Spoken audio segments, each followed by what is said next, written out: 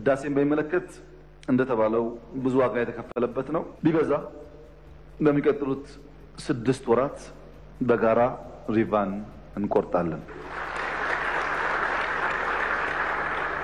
130 ሚሊዮን ህዝብ፣ ኢኮኖሚው እያደገ ያለ ህዝብ፣ መለወጥና ከድህነት መውጣት የሚፈልግ ህዝብ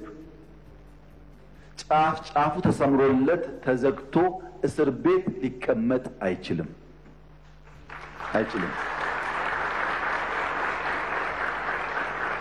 ይሄን ማንም ሰላም ወዳድ ነኝ የሚል የዓለም መንግስት፣ ግለሰብ፣ ቡድን ከወንድሞቻችን ጋር አነጋግሮን በህግ አግባብ በቢዝነስ ተርም የኢትዮጵያ ጥያቄ ምላሽ እንዲያገኝ ወንድሞቻችን ተጠቃሚ እንዲሆኑ የሚያስችል አሚካብል ሶሉሽን እንዲፈጠር ለመላው ዓለም ጥሪ እናቀርባለን።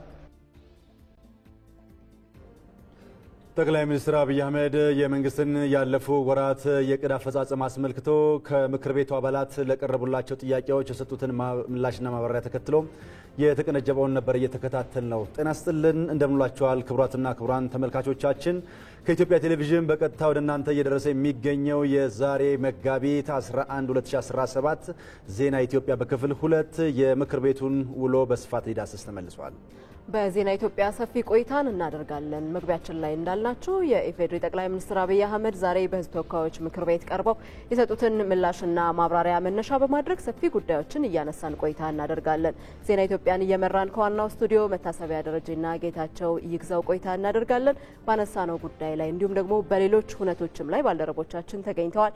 ተጨማሪ መረጃዎችን በቆይታችን የሚያጋሩ ነው የሚሆነው።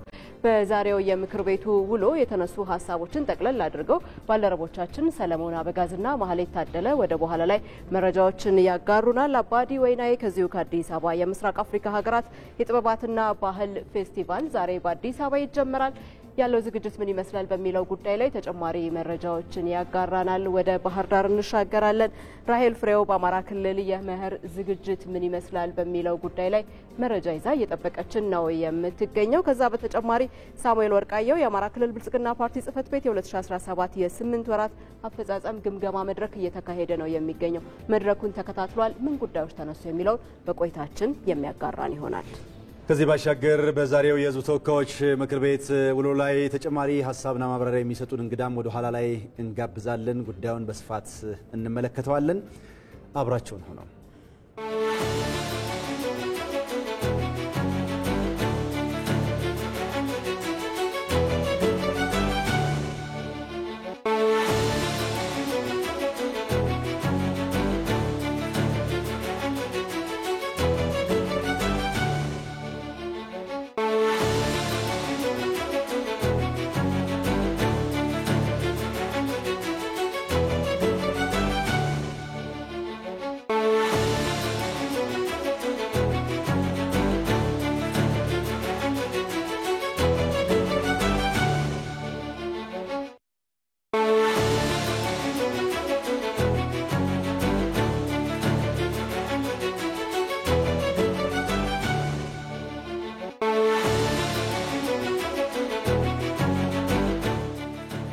ዜና ኢትዮጵያን እየተከታተላችሁ ትገኛላችሁ። በቀጥታ መስመራችን ላይ ወደሚገኙት ባልደረቦቻችን ነው የምንሻገረው። በዋናነት ዛሬ ትኩረታችንን የምናደርገው ቀደም ሲልም እንደነገርናችሁ የኢፌዴሪ ጠቅላይ ሚኒስትር አብይ አህመድ ዛሬ በሕዝብ ተወካዮች ምክር ቤት ተገኝተው በዋናነት በ2017 ያለፉት ወራት የመንግስት አጠቃላይ አፈጻጸም ዙሪያ ለተነሳላቸው ጥያቄ የሰጡትን ምላሽ እንዲሁም ደግሞ ማብራሪያ ታሳቢ አድርገን ነው የምንቆየው። በዋናነት ቀዳሚ የምናደርገው ወደ ማህሌት የሚወስደንን ጉዳይ ነው የሚሆነው። ማህሌት ታደለ በቀጥታ መስመራችን ላይ ነው የምትገኘው። ጠቅላይ ሚኒስትሩ ዛሬ ካቀረቧቸው ማብራሪያዎች ውስጥ አንደኛው የኢኮኖሚ እድገትን የተመለከተ ነው። እንግዲህ ኢትዮጵያ በዚህ በተያዘው በጀት ዓመት 8.4% የሚሆን እድገት ታስመዘግባለች። ያንን ለማረጋገጥ የተሰራ ስለመሆኑ ጠቅላይ ሚኒስትሩ ያነሱበት ሀሳብ ነበረ። ከዛ ባለፈ የሀገሪቱን ኢኮኖሚ ለማሳደግ እንዲሁም ደግሞ የዜጎችን ተጠቃሚነት ለማረጋገጥም የ10 ዓመት መሪ ዕቅድ ተነድፎ ስራ እየተሰራበት ስለመሆኑ ጠቅላይ ሚኒስትር አብይ አህመድ አንስተዋል። ይህንን ጉዳይ ታሳቢ አድርገን ከባልደረባችን ማህሌት ታደለ ጋር ደግሞ ቆይታ እናደርጋለን።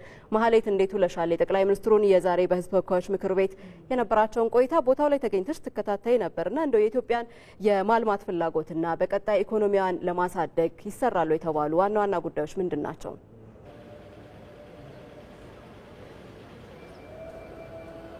መልካም አመሰግናለሁ መታሰቢያና ጌታቸው ዛሬ ጠቅላይ ሚኒስትር አብይ አህመድ በህዝብ ተወካዮች ምክር ቤት ተገኝተው ከአባላቱ ለተነሱላቸው ጥያቄዎች ምላሽ ሲሰጡ ነበር። ቀደም ሲል እናንተም ስታነሱ ነበር። እንደሚታወቀው ደግሞ በዋናነት ከተነሱላቸው ጥያቄዎች መካከል አንደኛው በተለይ ኢትዮጵያ ለመልማትና ለማደግ የምታደርገውን ጥረት በተመለከተ የተነሱ ጥያቄዎች ነበሩ። ከዚህ ጋር በተገናኘ የታላቁ የኢትዮጵያ ህዳሴ ግድብ መቼ ይጠናቀቃል? እሱ ከተጠናቀቀና አልቆ ደግሞ ካበሰሩ በኋላ መቼ ነው ወደ አዲስ ፕሮጀክት ቀጣዩ ህዳሴ ፕሮጀክትስ መቼ ነው የሚጀመረው? ሌላኛው የህዳሴ ፕሮጀክት የሚል ጥያቄ ተነስቶላቸው ነበር። እሳቸው ይሄንን ጥያቄ ሲያብራሩ በተለይ ኢትዮጵያ ከገቢዋ ጋር የሚመጣጠን ከወጪዋ ጋር የሚመጣጠን ገቢን ማሳደግ መቻል እንዳለባት በመጠቆም ነበር ምላሻቸውን የጀመሩት። ለምሳሌ ዘንድሮ ኢትዮጵያ ለማግኘት አስበው ከነበረው ገቢ በግማሽ አመት ወደ 580 ቢሊዮን ብር የሚጠጋ ገቢ አግኝታለች። ነገር ግን ይህ ገቢ ደግሞ ከወጫችን ጋር በፍጹም የማይመጣጠንና ብዙ ወጪ የምናወጣ ሀገር ነን። ስለዚህ ወጫችንን ቀንሰን ከወጫችን ጋር የሚመጣጠን ገቢ ማግኘት መቻል አለብን። ከዚህ ጋር በተገናኘ ደግሞ ዋነኛ ወጪዎቻችን የሆኑት እንደ ሀገር የህዝቡን ኑሮ ለማሻሻል በመናደርጋቸው ጥረቶች ውስጥ ያሉ የድጎማ ስራዎች ናቸው ወጪዎቻችንን ከፍ ያደረጉብን የሚል ሐሳብ ሲያነሱ ነበር። ለምሳሌ ኢትዮጵያ በነዳጅ ላይ የምታደርገውን ድጎማ አንስተው ነበር። ወደ 72 ቢሊዮን ብር የሚጠጋ በየአመቱ ለነዳጅ ድጎማ ታደርጋለች ኢትዮጵያ። 1 ሊትር ነዳጅን ወይም ቤንዚንን በ129 ብር ገዝታ መንግስት በዚህ ዋጋ ገዝቶ ለተጠቃሚዎች ግን በ101 ብር ነው የሚሸጠው። ሌላው ደግሞ ከፍተኛ ድጎማ የሚደረግበት የማዳበሪያ ጉዳይ እንደሆነ ሲያነሱ ነበር። እንደሚታወቀው ማዳበሪያ በየአመቱ ወደ 84 ቢሊዮን ብር የሚጠጋ ድጎማ ይደረግበታል። ይህ ማለት የአንድ ኩንታል ማዳበሪያ 3700 ብር ይደጎማል። ስለዚህ ኢትዮጵያ ይሄን ያህል ወጪ ይሄን ያህል ድጎማ ያደረገች ደግሞ መቀጠል አትችልም። በምርት ራሷን መቻልና ገቢዋን ማሳደግ መቻል አለባት ሚል ሐሳብ አንስተዋል። ስለዚህ በቀጣይ የታላቁ የኢትዮጵያ ህዳሴ ግድብ አብዛኛው ስራው እንደተጠናቀቀ ሁላችንም እናውቃለን። ምናልባት ቢበዛ በ6 ወራት ውስጥ ታላቁ የኢትዮጵያ ህዳሴ ግድብ ተጠናቋል ብለን የህዳሴውን ሪቫን እንቆርጣለን። እሱ ከተጠናቀቀ በኋላ ደግሞ ሁለተኛ ህዳሴያችን ሊሆን የሚችለው ይሄ በድጎማ ስርዓት ውስጥ ከፍተኛ መስዋዕትነት እያስከፈለን ያለውን የማዳበሪያን ችግር የሚፈታልንን ፋብሪካ መክፈት ነው ሚል ሐሳብ ነበር ያነሱት። በቀጣይ 3 አመታት ውስጥ ልናጠናቅቀው የምንችለውን ፋብሪካ በቀጣይ አመት ብንጀምር ከ2.5 እስከ 3 ቢሊዮን ዶላር የሚጠጋ ወጪ ይጠይቀናል። ነገር ግን ወገባችንን አስረን ሁላችንም ተባብረን ደግሞ ያለብንን ጫናም ከግምት ውስጥ በማስገባት ሁለተኛው የህዳሴ ፕሮጀክታችን አድርገን የማዳበሪያ ፋብሪካ ማቋቋም ላይ መንግስት በትኩረት እንደሚሰራ አንስተዋል። ያንን ማድረግ ከተቻለ ደግሞ በድጎማ የሚወጣውን ወጪ መቀነስ፣ በማዳበሪያ ኢትዮጵያ ራሷን መቻል ከዚያም አልፋ ደግሞ ለገበያም ልታቀርብ የምትችልበትን እድል መፍጠር እንደሚቻልና ያንን ማድረግ ከተቻለ ኢትዮጵያ ከወጪዋ ጋር የሚመጣጠን ገቢ በመፍጠርና የምታስበውን እድገትና ብልጽግናም ለማሳካት መንገድ የሚከፍት አጋጣሚ ይሆናል የሚል ሐሳባቸውን አንስተዋል። በዚህ ረገድ ለተነሳው ጥያቄ ይሄን ነበር የሰጡት ምላሽ። ማህሌት እናመሰግናለን። መልካም ጊዜ። በዚሁ ጉዳይ ላይ ነው የምንቆየው። የማክሮ ኢኮኖሚ ማሻሻያውን ተከትሎ በተደረገ የዕዳ ሽግሽግም 3.5 ቢሊዮን ዶላር ገንዘብ መቆጠብ መቻሉን በዚሁ በምክር ቤቱ ውሎ ላይ ተነስቷል። ጉዳዩን በተመለከተ ተጨማሪ ማብራሪያዎችን ሊሰጠን ሪፖርተራችን ሰለሞን አበጋዝ በቀጥታ መስመራችን ላይ ነው የሚገኘው። ሰለሞን እንደምንልሃል። በምክር ቤቱ ከቀረበው ጥያቄና ከተሰጠው ማብራሪያ መካከል በዋናነት ከማክሮ ኢኮኖሚ ማሻሻያው ትግበራ በኋላ የታዩ ለውጦች በተለይም ከዕዳ ሽግሽግ ጋር ተያይዞ የታዩ ጉዳዮች እንዴት ተነሱ? መልካም ጌታቸው። እንግዲህ ኢትዮጵያ እንደምናውቀው በተለይ ከ2010 በፊት በነበረው ጊዜ የተለያዩ ብድሮችን የውጭ ብድሮች ነበሩ። እሱም ደግሞ በአግባቡ ጥቅም ላይ አለማዋላቸው በተደጋጋሚ ምሁራንም ሲገልጹ መንግስታትም ሲገልጹ እናስተውላለን። 2010 በኋላ ግን የውጭ ብድሮችን በተለይ ደግሞ የንግድ ብድሮችን ከለውጡ በኋላ መበደር አልተቻለም። እነዛን ብድሮች ግን ሀገሪቱ የነበረባትን የውጭ ዕዳ ጫና ቀንበሯ ነበረ ማለት እንችላለን። እሱን በማራገፍ ረገድ እንግዲህ ባለፉት 5፣ 6፣ 7 ዓመታት ከ10 ቢሊዮን ዶላር በላይ ተመልሷል ማለት ይቻላል። እሱን መሰረት ተደርጎ ደግሞ የሀገር በቀል ኢኮኖሚ ማሻሻያ ዋነኝነት የውጭ ዕዳ ጫናን እየቀነሱ እንዲሁም ደግሞ የንግድ ብድሮችን ባለመበደር ወደ ልማት ገንዘቦችን ማዋል ላይ ሰፊ ስራዎች ሲሰሩ ነበሩ። ጠቅላይ ሚኒስትር አብይ አህመድም በዛሬው የምክር ቤት ውሎ ላይ በዋነኝነት በድርድር የተገኘ ትልቅ ስራ ነው ያሉትን አቅርበው ነበረ። ይህ ጉዳይ እንግዲህ የዕዳ ሽግሽግ ነው። በዋነኝነት እንደ ሀገር የሚፈለገው ዕዳ እንዲሰረዝ ነው። ነገር ግን አመርቂ ውጤት የታየበት ደግሞ 3.5 ቢሊዮን የአሜሪካን ዶላር የዕዳ ሽግሽግ ተደርጓል። እንደምናውቀው ነሐሴ ወር 2016 ዓ.ም ላይ ሁለተኛው የተሟላው የማክሮ ኢኮኖሚ ማሻሻያ ትግበራ ሲደረግ ብዙ ዓለም አቀፍ ተቋማቶች የገንዘብ ተቋማቶች እና አይኤምኤፍን ጨምሮ የዓለም ባንክን ወርልድ ባንክን ጨምሮ ደግሞ ፍላጎታቸውን አሳይተው በጣም በረጅም ጊዜ ብድሮችን ለመስጠት ፈቃደኛ የሆኑበትና በርካታ ቢሊዮን ዶላሮች የተገኙበት በቀጣይ 3 ዓመታት ለሀገር ፈሰስ የሚደረግ እና ትንሽ ወለድ ያለው እንደሆነ ይታወቃል። ከዚያ ውጭ ግን እነዚህ 3.5 ቢሊዮን የአሜሪካን ዶላሩ በዋነኝነት የዕዳ ሽግሽግ ነው መከፈል የነበረበት። ነገር ግን መንግስት በሰፊ ድርድር በዲፕሎማሲ ግንኙነት እነዚህ አበዳሪ ሀገራትና ተቋማት ጋር ባደረገው ውይይት የተገኘ መሆኑን ጠቅሷል። ከዚያም ቀደም ብዬ እንደተናገርኩት ደግሞ በፊት የነበሩትን የብድሮች በመመለስ ረገድ የራሱን ድርሻ መንግስት እየተወጣ መሆኑን ነግሯል። እሱ አንዱ አመርቂ ውጤት ባለፉት 6-7 ወራት ውስጥ የተከናወነ መሆኑንና እንደ አዲስ መረጃ ያቀረቡበት ነበር ማለት እንችላለን። ከዚያ ውጭ እንግዲህ በዋነኝነት የማክሮ ኢኮኖሚ ማሻሻያው ክፍት አድርጎ የነበረው የውጭ ምንዛሬ በገበያ መር እንዲመራ በማድረግ ረገድ ሰፊ ስራዎች ሲሰሩ ነበሩ። እሱ አንዱ የተሟላ የማክሮ ኢኮኖሚ ማሻሻያው ነጥቦች ነበሩ። እሱን ተመርክዞ ባለፉት 100 ዓመታት እዚህ ሀገር ላይ ታይቶ የማይታወቅ የውጭ ገንዘብ ክምችት ማግኘት ተችሏል ያሉት ጠቅላይ ሚኒስትሩ በዛሬ ማብራሪያቸው። ይህ ማለት እንግዲህ በተለይ ገንዘብ በተቸገርን ቁጥር ያንን የተቀመጠ የውጭ ገንዘብ መዋል ይቻላልና ይህ ደግሞ ትልቁ አመርቂ ውጤት የተመዘገበበት መሆኑን ተናግሯል። በአጠቃላይ ግን የማክሮ ኢኮኖሚ ማሻሻያው እያመጣ ያለውን ለውጥ ተጨባጭ ማሳያዎች ሌሎች ቅድም ስንጠቅሳቸው እንደነበረው 6 ሰዓት የዜናው ላይ ኢኮኖሚ በማስፈንጠር በኩል ወደፊት በማምጣት በኩል የራሱን ድርሻ እየተወጣ ነው የሚገኘው። ግን ዕዳ ግን ትልቁ የሀገሪቱ የጫና ነበርና የውጭ ዕዳን በመቀነስ ረገድ ይህንን በሽግሽግ እየተደረጉ ነገር ግን ከዚህ በፊት በተለያየ መንገድ ሀገሪቱ የተበደረችውን ብድር እንዲሰረዝ ለማድረግ ደግሞ ተጨማሪ ውይይቶች፣ ድርድሮች ያስፈልጋሉ። መንግስት አሁን የጀመረበት መንገድና ይህንን ዕዳ ሽግሽግ መደረጉ ደግሞ አንድ አመርቂ ውጤት ነው ተብሏል። የማክሮ ኢኮኖሚ ማሻሻያው እየተተገበረበት ያለበት መንገድ ደግሞ በዚህ ከቀጠለ ሀገሪቱ ያሰበችበትን የኢኮኖሚ እድገት ለማምጣት ትልቁ የቤት ስራ እየተሰራ ነው ብሏል ጠቅላይ ሚኒስትሩ ጌታቸው። ሰለሞን ለደረስከን መረጃ ከልብ እናመሰግናለን። መልካም ቀን። በዚሁ ጉዳይ ላይ ወደ አተኮሩ የትንታኔ ዘገባዎቻችን ደግሞ እናልፋለን። የፕሪቶሪያው የሰላም ስምምነት ጦርነትን ከማቆም ባለፈ ብዙ ለውጥ የተገኘበት ታሪካዊ ስምምነት ነው ሲሉ ጠቅላይ ሚኒስትር አብይ አህመድ ተናገሩ። የትግራይ ጊዜያዊ አስተዳደር ለ2 ዓመታት የተሰጠውን ኃላፊነት ጊዜ በመጨረሱ ለቀጣይ 1 ዓመት አዲስ ለውጥ ይደረጋልም ብለዋል ጠቅላይ ሚኒስትር አብይ አህመድ። አቤል ሙልጌታ የሰሜኑ ጦርነት በሰላም እንዲቋጭ በፌዴራል መንግስትና በህወሓት መካከል በፕሪቶሪያ የተደረሰው የሰላም ስምምነት በቀጠናው ግጭት እንዲቆም አድርጓል። የሰላም ስምምነቱ ተጠብቆ እንዲቀጥልና እንዳይጣስ ሊሰራ ይገባልም ተብሏል።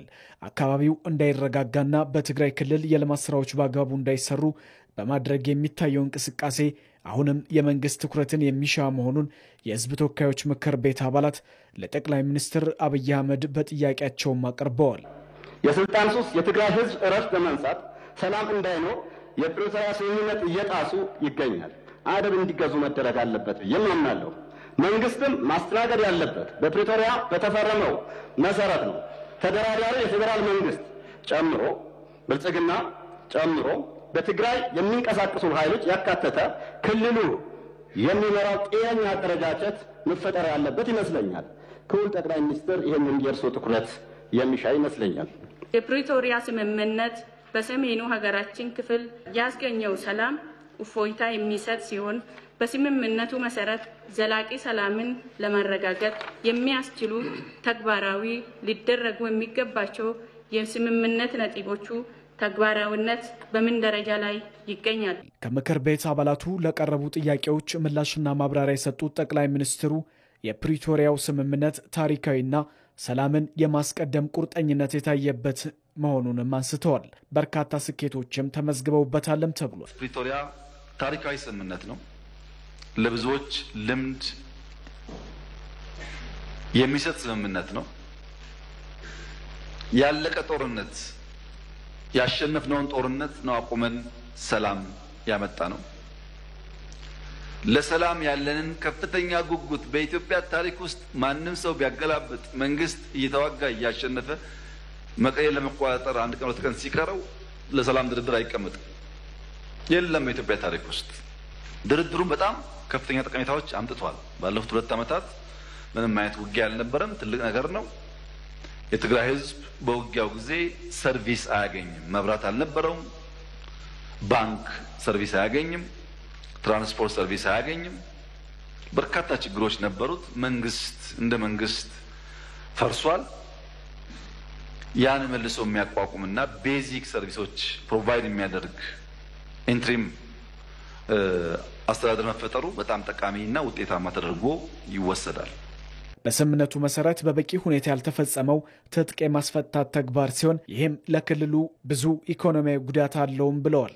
የተወሰነ ሙከራዎች ቢኖሩም ዲዲአር በተሟላ መንገድ አልተፈጸመም። ዲዲአር አለመፈጸሙ ፕራይመሪሊ የሚጎዳው የትግራይ ህዝብን ነው። ማስተማር፣ መቆፈር፣ አገር ማልማት የሚችሉ ወጣቶች በወታደር ስም ተቀምጠው ለትግራይ ክልል የሚሄደውን በጀት እንዳለ ለቀለብ የሚያውሉት ከሆነ ትግራይ ውስጥ ልማት አይመጣም ማለት ነው። በቢሊዮን የሚቆጠር ገንዘብ ነው ለነዚህ ሰዎች የሚውለው በየአመቱ በየወሩ። ያ ገንዘብ ለልማት ቢውል በርካታ ጠቀሜታ ሊያመጣ ይችላልና ዲዲአሩ ለአጠቃላይ ሰላም ብቻ ሳይሆን ለትግራይ ህዝብ ተጠቃሚ ስለሚያደርግ በተሟላ መንገድ መፈጸም ይኖርበታል። የተፈናቀሉ በሚመለከት በራያ እና በጸለምት ጥሩ ስራ ተሰርቷል። በወልቃይት አካባቢ የተጀመሩ ጉዳዮች በተፈለገው ደረጃ አልሄዱም። መንግስት በስምምነቱ መሰረት ተፈናቃዮችን ወደ ቀያቸው ለመመለስ አሁንም ከፍተኛ ፍላጎት እንዳለው የተገለጸ ሲሆን ይህ እንዳይሆን የሚሰሩ መኖራቸውንም ተናግረዋል። የፌዴራል መንግስት ከነገ ጀምሮም ቢሆን የተፈናቀሉ ሰዎች ለመመለስ ዝግጁ ነው። በዚያ ሳይድ በቂ ትብብር ከተደረገልን ፍላጎታችን ዜጎች ወደ ቀዬ መንደራቸው ሄደው የተለመደው ህይወታቸውን እንዲመሩ ነው። ያ እንዳይሆን እያደረገ ያለው ሂዩማኒቲ እና ፖለቲክስ በጣም ተቀላቅሎ ነው። በተፈናቀሉ ሰዎች ላይ የሚሰራ ፖለቲካ ጉዳት አለው። እነዚህን ከፖለቲካ ነጥለን እንደ ሰው ዜጎች ናቸው የሚጎዱ ብለን በትብብር መንፈስ ወደ ነበሩበት ቢመለሱ ኢትዮጵያ በጣም ሰፊ ቦታ ስላላት አሳሳቢ አይደለም። ከዚያ በኋላ የሚከተሉ ጉዳዮች ደግሞ በድርድር በውይይት እንዲፈጸሙ ማድረግ ይቻላል። የፕሪቶሪያው የሰላም ስምምነትን በመተግበር ኃላፊነቱን ተረክቦ የጊዜያዊ አስተዳደሩን የመሩት አመራሮች ባለፉት 2 ዓመታት ጦርነት እንዳይፈጠር አድርገዋልም ሲሉ ጠቅላይ ሚኒስትሩም ተናግረዋል። ቢሆንም የተሰጠው 2 ዓመት በማለቁ የህግ ማሻሻያ ተደርጎ የፕሪቶሪያው የሰላም ስምምነትም ተጠብቆ ጊዜያዊ አስተዳደሩ ላይ መጠነኛ ለውጥ በማድረግ ለቀጣይ ምርጫ ህዝቡን የስልጣን ባለቤት እንዲያደርግ ይደረጋልም ብለዋል። መጠነኛ ለውጥ ተደርጎ የፕሪቶሪያን ስምምነት በሚያከብር መንገድ ኢንትሪም አድሚኒስትሬሽኑ እስከሚቀጥለው ምርጫ ድረስ ስራውን እየሰራ ህዝቡን ለምርጫ ማዘጋጀትና ህዝቡን የስልጣን ባለቤት የማድረጉን ፕሮሰስ ማረጋገጥ ይጠበቅበታል። ይሄን ለማድረግ ፕሬዝዳንት ጌታቸው እና ምክትል ፕሬዝዳንት ታደሰ ወረደ እንዲሁም ጻድቃን ገብረትንሳኤ ጋር ልዩ ልዩ ውይይቶች ስናደርግ ቆይተን የተለያዩ ፕሮፖዛሎች ቀርበዋል። ከነሱ በተጨማሪ ከፓርቲዎች ጋር ከቲፒኤልኤፍም ከሌሎች ፓርቲዎች ጋር ንግግሮች እያደረግን ነው። በዚህ ንግግር መሰረት ህግ አሻሽለን ለሚቀጥለው 1 ዓመት መጠነኛ ማሻሻያ አድርገን ኢንትሪም አድሚኒስትሬሽን ይቀጥላል የሚል እምነት ነው በእኛ በኩል ያለው። ሲቀጥል በግለሰቦች ደረጃ ለውጥ ሊካሄድ ይችላል። በአጠቃላይ ትግራይም ሆነ መላ ኢትዮጵያዊ ጦርነትን እንደማይፈልግ ጠቅላይ ሚኒስትር አብይ አህመድ ለተወካዮች ምክር ቤትም ገልጸዋል። በዚሁ በዛሬ የህዝብ ተወካዮች ምክር ቤት ውሎ ላይ ያጠነጠኑ ዘገባዎቻችን አሁንም እንደቀጠሉ ነው። ጉዳዩን በተመለከተም ተጨማሪ ሀሳብና ማብራሪያዎችን እየተጋራን እንቆያለን። የህግ ባለሙያና አማካሪው አንዱዓለም በእውቀቱ ተጨማሪ ማብራሪያዎችን ሊሰጡ እዚህ ስቱዲዮ ነው የሚገኙት። ስለመጡ ከልብ እናመሰግናለን። እኔም አመሰግናለሁ። ጉዳዩን የተመለከቱ ዘገባዎችን አሁንም እንቀጥላለን። በኢትዮጵያም ዘላቂ የጋራ ሰላምን ለመፍጠር ከመጠፋፋት የፖለቲካ አካሄድ ወጥቶ የሰላም ንግግርን ባህል ማድረግ እንደሚገባ ጠቅላይ ሚኒስትር አብይ አህመድ ተናገሩ።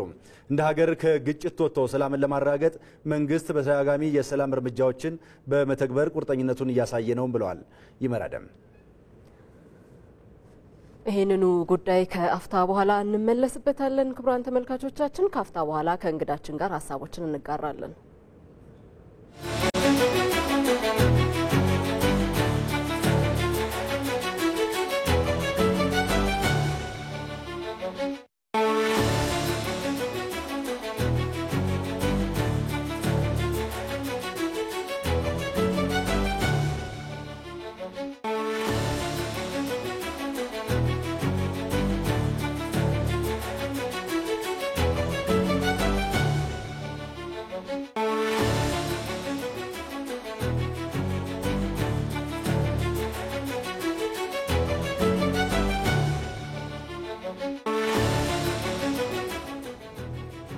የዛሬውን የምክር ቤት ውሎ በተመለከተ ከእንግዳችን ጋር ደግሞ ቀጣይ ደቂቃዎችን ቆይታ እናደርጋለን። የህግ ባለሙያና አማካሪ አንዱዓለም በእውቀቱ ስቱዲዮአችን ተገኝተዋል። በድጋሚ እጅግ አድርገን እናመሰግናለን። እኔም አመሰግናለሁ።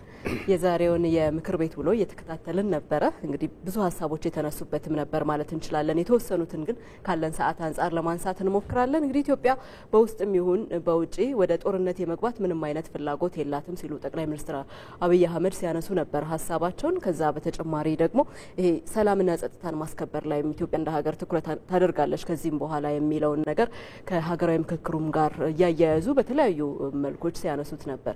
እንዴት አዩት ይህን ጉዳይ? እንግዲህ በጣም ጥሩ። በዋናነት ጠቅላይ ሚኒስትሩ ካነሱት ሀሳብ ውስጥ በጣም ብዙ ሰዎች የማያስተውሉት ግን ቀላል ሀሳብ የነበረ ምንድነው ይሄ አሁን ያለው የእሳቸው የሚመሩት መንግስት ወደ ስልጣን ከመጣ በኋላ ምንም አይነት የውጭ ጦርነት አላካሄድም። እንደውም በኮምፓሪዝን ከዚህ ቀደም የነበረው ስርዓት ከ1983 እስከ 1990 ድረስ ያደረጋቸውን ጦርነቶች ከጎረቤት ሀገራት ጋር አንስተው ጠቅሶ ነበርና አሁን ኢትዮጵያ የሰላም ችግር አለባት ብለን የምንጠቅሰው አብዛኛው የውስጥ ችግር ነው። የውስጥ ችግርን በተመለከተ ይሄ መንግስት እንደውም አንድም ጥያቄ አንስተውባቸው ነበረ። እንደ ጦረኛ መንግስት ይታያል የሚል ጥያቄ ቀርቦላቸው ነበርና ያንን በምንድን መልኩ ነው የመለሱት? እኔም ራሴ አክሴፕት ያደረኩት አገላለጽ ግጭት ንጣፍ አለ ብሏል። ስትራክቸር አለው። ግጭቱ የመጨረሻውን ጫፍ ካየ ነው ሶሉሽን ማናገኝለትም ጉዳዩንም አንደርስታንድ ማድረግ አይቻልም። ሁልጊዜም ግጭት ንጣፍ አለ። ሌየርስ ኦፍ እንትን አለው። ኮንፍሊክቱ መጀመሪያም በየስቴፑ ነው እዛ የሚደርሰው እና አንድም የውጭ ጦርነት አልተካሄደም፣ የሀገር ውስጥ ጦርነት ነው። እሱን ደግሞ በተመለከተ ማንም ሰው መረዳት ያለበት ኤቢሲዲ ኦፍ ዚስ ብሎ ያስቀመጡት ከዚህ ቀደም እኛ በተለያየ መድረክ የምንናገረው ነገር ነው። ሞኖፖሊ ኦፍ ቫዮለንስ የሚባል ነገር አለ። ወይም ደግሞ ኃይልን የመጠቀም ስልጣን በየትኛውም ዓለም ሀገራት ወደ 200 የሚጠጉ ሀገራት አሉ። የመንግስትና የመንግስት ብቻ ነው። ይሄ አንደርስታንዲንግ ነው የጠፋው። ማለት ልዩነትን በነፍጥ መፍታት አይቻልም። ቤዚካሊ ይሄ ኤቢሲዲ ነው። ብዙ ሰዎች እዚህም ሆነው ልሂቃኑን ብትዩ ራሱ ለውጥ እንዲመጣ ወይም የሀሳብ ልዩነት እንዲስተናገድ የሚያስበው ግማሹ በነፍጥ ነው። ይሄ ከ1960 ጀምሮ ያለውን ታሪካዊ ዳራ ጠቅሰው ጠቅላይ ሚኒስትሩ የገለጹበት አገላለጽ አሁን ያለው ሁኔታ በደንብ የሚገልጽ ነው። ነፍጥ ማንሳት የሚችለው ጠመንጃ መጠቀም የሚችለው አንድ አካል ብቻ ነው። ያን አካል ለመሆን ወይም ለመቆጣጠር ያለው አማራጭ በምርጫ ነው። በምርጫ ትጃለሽ በባሎት ማለት ነው። ከዛ በሚወጣ ስልጣን ያንን ነፍጥ የመቆጣጠር ስልጣን ይኖርሻል እንጂ አሁን ኢትዮጵያ ውስጥ እንዳየነው ትግራይ፣ አማራ፣ ኦሮሚያ ውስጥ እንዳየነው መቼም ዞሮ ዞሮ የሆነ ሀሳብ ልዩነት ቢኖር ነው ሰዎች ነፍጥ አንስተው እየታገሉ ያሉት። ያን ለማድረግ ግን የሚፈቅድ ምንም አይነት የኛ ሀገር ህገ መንግስት ብቻ አይደለም በዓለም ላይ ባሉት 200 ሀገራትም ጭምር የሚችለው አንድ አካል ብቻ ነው። ሌላ በተዋረድ ፖሊስ አለ፣ ጸጥታ ኃይሎች አሉ፣ መከላከያ ሰራዊት አለ። እንደ አማራጭ ሀሳቤን በሌላ በኩል አስፈጽማለሁ ብሎ መንቀሳቀስ ተቀባይነት ያለው አይደለም። ይሄ ሞደርን ስቴት ሞደርን ወርልድ ከጀመረ ጀምሮ ተቀባይነት ያለው ሀሳብ አይደለም እና እሱን ያነሱት ይሄ ነው እንግዲህ ሶሉሽኑ ብለው ያሰቡት። አሁንም ቢሆን በመነጋገር ነው። በመነጋገር ምክክር ኮሚሽን አለ፣ ሌሎች አማራጮች አሉ። የፖለቲካ ፓርቲ አቋቁሞ መታገል ይቻላል። አንድ እግርን እዚህ አንድ እግርን በረሃ አድርጎ ግን መታገል አይችልም በማለት የገለጹት በህግም ባለሙያዎችን በማንኛውም ሰው ቢታይ አክሴፕተብል ሀሳብ ነው። አቶ አንዱዓለም ምናልባት እዚሁ ጉዳይ ላይ እንቆይና ዝርዝር መረጃውን ቀደም ሲልም ለመጠቆም ሞክረን ነበር። አሁን ዝርዝር ዘገባው ደርሶናል። እሱን ተከታትለን ስንመለስ ደግሞ ተጨማሪ ሀሳቦችን እየተጋራን እንቆያለን። በኢትዮጵያ ዘላቂ የጋራ ሰላምን ለመፍጠር ከመጠፋፋት የፖለቲካ አካሄድ ወጥቶ የሰላም ንግግርን ባህል ማድረግ እንደሚገባ ጠቅላይ ሚኒስትር አብይ አህመድ ተናግረዋል። ይህን ንግግራቸው መሰረት አድርገው ይመራደም ያዘጋጀውን ዝርዝር እንከታተል። በህዝብ ተወካዮች ምክር ቤት 4ኛ ዓመት የሥራ ዘመን በ21ኛ መደበኛ ስብሰባው ከምክር ቤት አባላቱ ጠቅላይ ሚኒስትር አብይ አህመድ ማብራሪያ እንዲሰጡባቸው ካነሷቸው ጉዳዮች መካከል የሰላምና ጸጥታ ጉዳይ አንዱ ነው። የምክር ቤት አባላቱም ስለ ሀገሪቱ ወቅታዊ ሁኔታ በተለይም በኦሮሚያና በአማራ ክልል ከታጣቂዎች ጋር ስላለው ግጭት ጥያቄ አንስተው ጠቅላይ ሚኒስትሩ ማብራሪያ ሰጥተውባቸዋል። በርካታ የሀገሪቱ አካባቢዎች ዜጎቻችን በአክራሪዎች፣ በታጣቂዎች፣ በጽንፈኛ ኃይሎች በአሰቃቂ ሁኔታ ይገደላሉ፣ ይታገታሉ፣ ኢሰብአዊ ድርጊትም ይፈጸምባቸዋል። ክቡር ጠቅላይ ሚኒስትር፣ ይህንን የሰላም ችግር በዘላቂነት ለመፍታት ምን እየተሰራ ነው? እነዚህ ነውጠኛ ነፃ አውጪ ታጣቂዎች በመጀመሪያ ደረጃ ሰለባ የሚያደርጉት ተጎጂ እንታገልላለን የሚሉት የራሳቸውን ህዝብ ነው።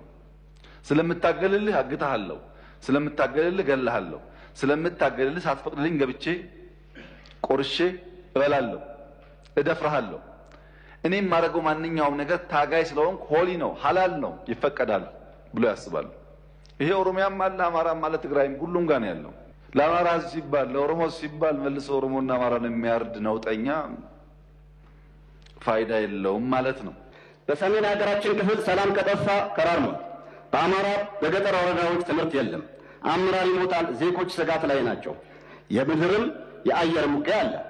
ኦሮሚያ የተሻለ ነገር ቢኖርም አመራር ይሞታል፣ የደህንነት ስጋቱ አሁንም አለና ዘላቂ ሰላም ማምጣት አልተቻለም። የመንግስት ቁርጠኝነት ከንግግር ባለፈ በተግባር ቢገለጽ። የተከበረው ምክር ቤት እንዲገነዘብ የምፈልገው ነገር በየከባቢው የምንዋጋቸው ሰዎች የድንቁርና ጌቶች ናቸው። የምንዋጋው ከድንቁርና ጌቶች ጋር። እነዚህ ሰዎች አትማሩ፣ አትታከሙ፣ አትረሱ የሚሉ ናቸው። የሚገርመው አንድ አካባቢ ላይ የኤችአይቪ፣ የስኳር፣ የወባ መድኃኒት ከፋርማሲ አውጥተው የሚደፉ ግን ለዛ ህዝብ የሚታገሉ ኃይሎች ያሉበት ማዳበሪያ ለህዝቡ እንዳይደርስ የሚጥሩ ናቸው። በሀገሪቱ ከእርስ በርስ ግጭት ወጥቶ ዘላቂ ሰላምን ስለማረጋገጥ የተመለከቱ ጥያቄዎች በምክር ቤት አባላት የተነሱላቸው ጠቅላይ ሚኒስትሩ መንግስት ለሰላም ሲል በርካታ ጥረቶችን እንዲያደረገ ሁሉ ሌሎች አካላትም የበኩላቸውን ሚና መወጣት አለባቸው ብለዋል። ኢህአዴግ አምባገነናዊ ልማታዊ አገዛዝ ነበር።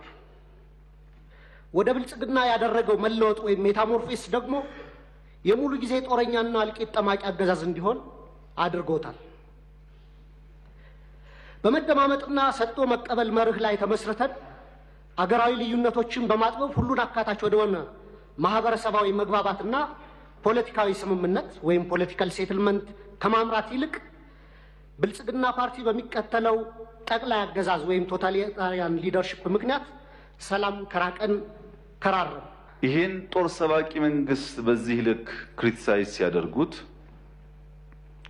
ህዝብ እንዳይወጣ፣ እንዳይገባ፣ እንዳይማር፣ እንዳያርስ፣ ማዳበሪያ እንዳይወስድ ያደረገውን ኃይል ምን ነው አላየኸውም አልሰማውም አሉት። በህዝብ መሰብሰቢያ በእርሶ ከተማ ቦምብ ንጹሃን ሰዎች የሚንቀሳቀሱበት ቦታ ላይ የሚያፈነዳን ኃይል ምን ነው ዝም አሉት? ሽማግሌ ላስታርቅ ብሎ ሲሄድ ቄሶች፣ አሮጊቶች በንብርክክ የሚያስኬደውን ከኢትዮጵያ ባህል ውጭ የሚገለውን ኃይል ምን ነው አላቅህም አሉት። እኛ በኩል ያለውን ክሪቲክስ ችግር የለውም እንፈትሸዋለን። እርሶ ግን ትንሽ ሚዛን ቢጠብቁ ጠቃሚ ነበር ብዬ አስባለሁ። ምክንያቱም ለሰላም ምን ያክል ጥሪ እንዳደረግን በዚህ ቤት ጭምር ስለሚያውቁ እኛ ተመርጠን ሳለ ሙሉ በሙሉ ብቻችንን መንግስት መሆን ስንችል በህግም በሞራል የለም ለሰላማችን ሲባል ከሚፎካከሩ ኃይሎች ጋር በጋራ መንግስት እንፍጠር ያልነው ሰላም ፍለጋ ነው። ሰላም ፍለጋ የታጠቀ ኃይሉ በነፃ ይግባ ሳይጠየቅ ይግባ ብለን ያወጅነው ሰላም ፍለጋ ነው። በየመድረኩ ሰላም ሰላም ሰላም እንለውም የሰላም ፋይዳ ስለሚገባ ነው። ለዘመናት የዘለቀውን የእርስ በርስ የመጠፋፋት አካሄድ ያስቀርቶ በሰላማዊ ንግግርና በመግባባት ላይ የተመሰረተ ሀገረ መንግስትን ለማጽናት የተጀመረውን የሀገራዊ ምክክር መድረክ ማጠናከር እንደሚገባም ጠቁመዋል።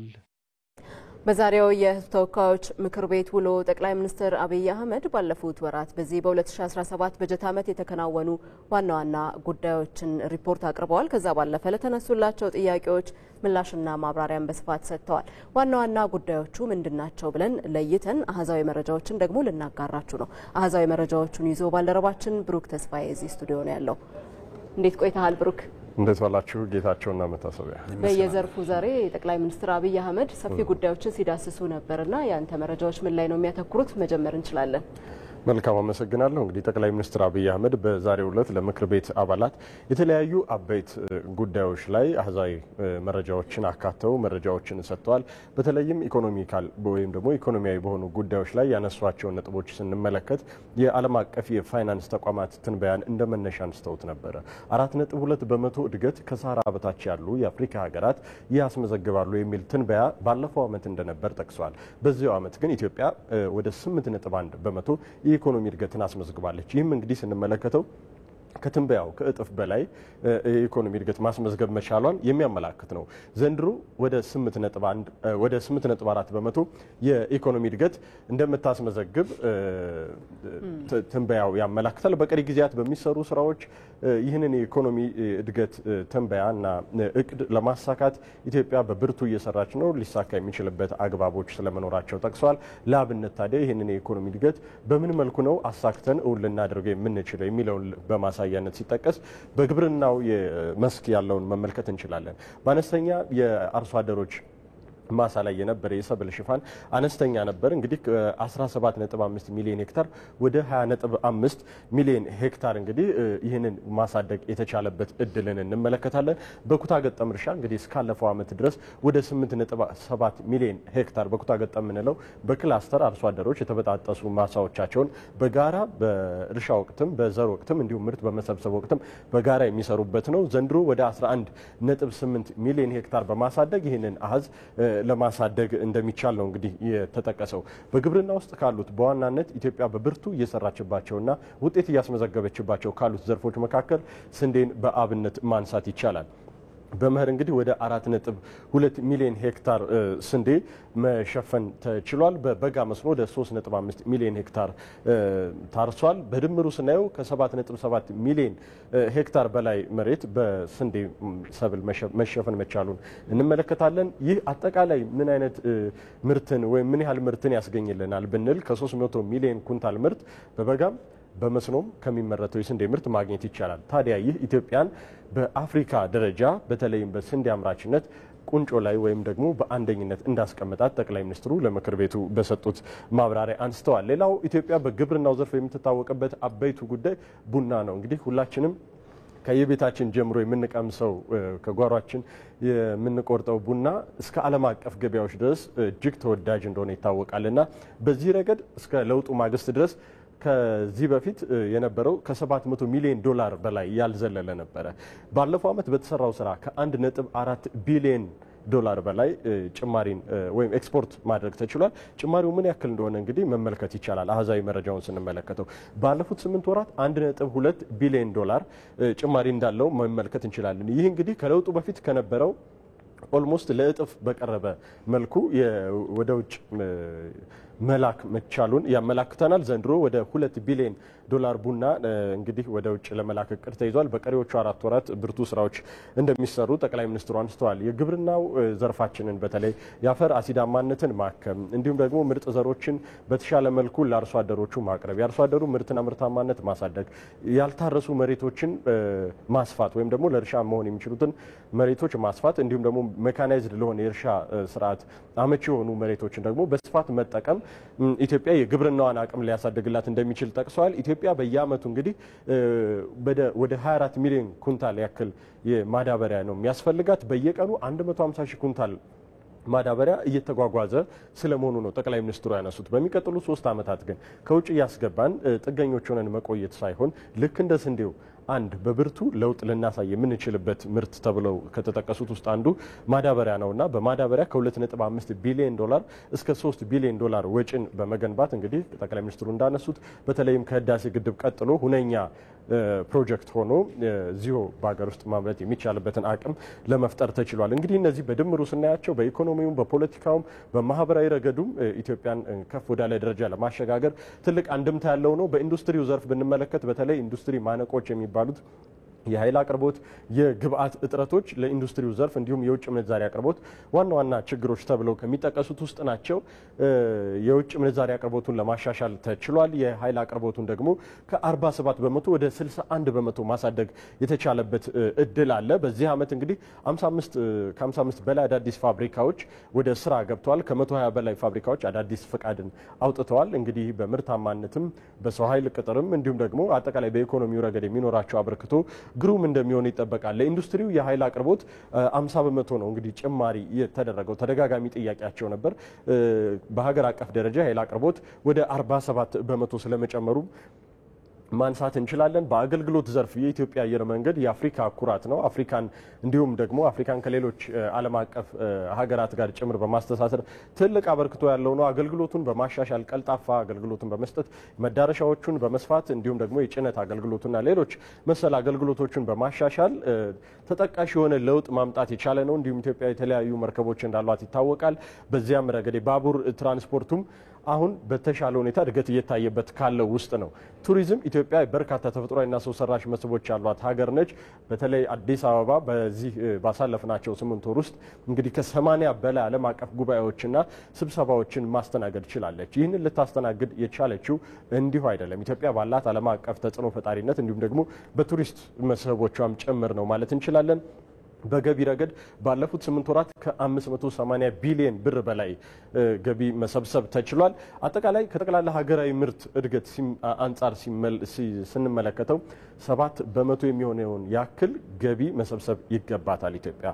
እንግዲህ ይህ በርካታ ሀገራትን ስንመለከተው ከግማሽ በላይ ወይም ደግሞ አሁን ካለው ኢትዮጵያም ውስጥ ከ7 በመቶ በታች ነውና አስፈላጊውን የወጪ እና የገቢ ኢምባላንስን ወይም ደግሞ አለመመጣጠንን ለማስተካከል እንደ አንድ ተጠቅሷል። ምክንያቱም የደሞዝ ጭማሪዎች ማስተካከያዎች ተደርገዋል። ሌሎች የመንግስት ወጪዎችንም የተመጣጠነ ለማድረግ ይህ በተጠቃሽነት የተነሳ ነው።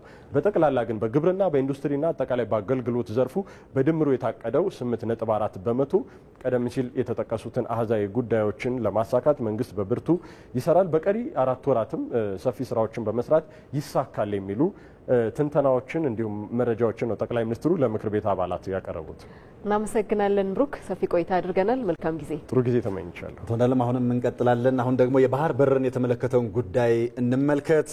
የባህር በር የማግኘት ጥያቄን ማንሳት እንደ ነውር የሚታይበት ጊዜ አክትሟል ሲሉ ጠቅላይ ሚኒስትር አብይ አህመድ ገልጸዋል። ኢትዮጵያም የባህር በር የማግኘት ፍላጎቷን ለማሳካት ከጎረቤቶቿ ጋር ግጭት ውስጥ የመግባት ፍላጎት የላትም ብለዋል። የትውልድ የሆነውን ጥያቄ በሰጥቶ መቀበል መርህ በሰላም ለመመለስ እንደሚሰራ አረጋግጠዋል። በሕዝብ ተወካዮች ምክር ቤት ለጠቅላይ ሚኒስትሩ ከቀረቡት ጥያቄዎች የዲፕሎማሲና የባህር በር ጥያቄን በተመለከተ የተነሳውን ደግሞ ሀብታሙ ተክለስላሴ እንደሚከተለው ተመልክቶታል። የትውልድ ጥያቄ ሆነውና ዓለም አቀፍ ይሁንታን እየተጎናጸፈ ያለው የባህር በር የማግኘት ጉዳይ ዛሬ በሕዝብ ተወካዮች ምክር ቤት በትኩረት ከተነሱ ጉዳዮች መካከል ሆኖ በምክር ቤት አባላት ማብራሪያ የተጠየቀበት ጉዳይ ነበረም። አገራችን የባህር በር ባለቤት የሚያደርጋትን ስምምነት ከሶማሌ ላንድ ጋር የተፈራረመችበት እንዲሁም ከሶማሌ ጋር በሰላማዊ መንገድ ምክክር የተጀመረበት ሁኔታ ተጠናክሮ ቀጥሏል። ክቡር ጠቅላይ ሚኒስትር እነዚህ የዲፕሎማሲ ጥረቶች ያስገኟቸውን ውጤቶች ቢገልጹልን። በተጨማሪም የባህር በር ጥያቄያችን ሰላማዊ፣ ሕጋዊና ፍትሃዊ በሆነ መንገድ ምላሽ እንዲያገኝ የተከናወኑ ስራዎችን፣ የተገኙ ውጤቶችና የወደፊት የትኩረት አቅጣጫዎች ላይ ተጨማሪ ማብራሪያና ገለጻ ቢደረግ አመሰግናለሁ። የባህር በር ጥያቄ ጉዳይን ሀሳብ የማንሸራሸር ጉዳይ ነውርነቱ አክትሟል ያሉት ጠቅላይ ሚኒስትር አብይ አህመድ በምላሻቸው ከሀገራትና ተቋማት ጋር ባለ ንግግር ሁሉ ትክክል መሆኑ ተቀባይነትን እያገኘ ነው ብለዋል። ከማንም ዓለም ጋር ስንነጋገር ትክክል ነው። በዓለም ላይ የእናንተን ያክል ቁጥር ኖሮት ትልቅ ሀገር ሆኖ የባህር አክሰስ የሌለው ሀገር የለም። ነገር ግን በንግግርና በውይይት በሰጥቶ መቀበል መርህ መሆን አለበት። ግጭት እንዳትገቡ ጥንቃቄ ያስፈልጋል ይላሉ እንጂ አያስፈልግም የሚል ሰው ኦልሞስት ጠፍቷል። የለም። ይሄ ለኢትዮጵያ ትልቅ ድል ነው። ስለ አባይም ይሁን ስለ ቀይ ባህር መነጋገር አብሮ መስራት ይቻላል የሚለው እሳቤ ግልጽ ሆኗል ያሉት ጠቅላይ ሚኒስትር አብይ አህመድ ጉዳዩን መንግስት ለምርጫ ወይም ለአጀንዳ ነው ያነሳው የሚል የተሳሳተ ምልከታ ያላቸው አካላት ለዓመታት ሲነሳ የቆየውን ይህንኑ ጉዳይ መንግስት የትውልድ ጥያቄ በመሆኑ በመደመር ትውልድ መጽሐፍ ላይ በግልጽ ማስፈሩን ልብ ሊሉ ይገባል። ይህ ፍላጎታችን ግን ከጎረቤቶቻችን ጋር የሚያጋጨን አይደለም ብለዋል። የቀይ ባህር ፍላጎታችን ከሶማሌ፣ ከጅቡቲ፣ ከኤርትራ፣ ከኬንያ የሚያጣላ የሚያዋጋ መሆን የለበትም። የጋራ ሀብት ነው። 5000 ኪሎ ሜትር ሲሾር አለ እዚች ቀጠና ውስጥ ለሁላችን በቂ ነው። ተነጋግረን ተግባብተን ሁሉ ተጠቃሚ በሚያደርግ መንገድ መፈጸም ይቻላል። ሰሞኑን ከኤርትራ መንግስት ጋር ግጭት ይፈጠራል የሚል ስሞታዎች ይሰማሉ። ለተከበረው ምክር ቤት፣ ለኢትዮጵያ ህዝብ፣ ለኤርትራም ህዝብ እና መንግስት በዚህ ምክር ቤት ፊት ቆሜ ላረጋግጥም ወደው ኢትዮጵያ ለቀይ ባህር ስትል ኤርትራን የመውረር ፍላጎት የላትም። ያላት ፍላጎት እንነጋገር ነው። እንነጋገር ሰጥቶ መቀበል ባለበት መርህ፣ ህዝቦች በሚጠቅም መርህ፣ በገበያ መርህ ይሄንን ችግር እልባት እናበጀለት። ዝም ብለን ብናልፈው ዛሬ ነገ ጦስ ያመጣብናል። እንጋፈጠው፣ እንወያይ ነው እንጂ እንዋጋ አይደለም። ውጊያም አያስፈልግም። የኤርትራ ህዝብ መልማት እንጂ ከወንድም ህዝብ ጋር ጦርነት አያስፈልገውም ያሉት ጠቅላይ ሚኒስትር አብይ አህመድ በምላሻቸው ግጭት ውስጥ የመግባት ፍላጎት የለንም፣ ከያዝነው ህልም የሚገታን ወይንም ወረራ የመፈጸም ፍላጎት ያለው አካል ያጠቃናል የሚል ስጋት ግን ፈጽሞ የለብንም ብለዋል። በቂ ዝግጅት እንደተደረገም በማንሳት ኢትዮጵያ ላይ ማንም ሀገር ወረራ ሊፈጽምና ከጀመርነው ህልም ሊያስቆመን ይችላል የሚል ስጋት ደግሞ የለብንም። ጭራሽ ስጋት የለብንም። ይህም መሰማር አለበት። ማንም ደፍሮ አይሞክረንም። በቂ ዝግጅት ስላለ የምንዘጋጀው ግን ውጊያ ለማስቀረት ስለሆነ በእኛ ኢኒሼቲቭ ከማንም ጋር የመዋጋት ፍላጎት የለንም።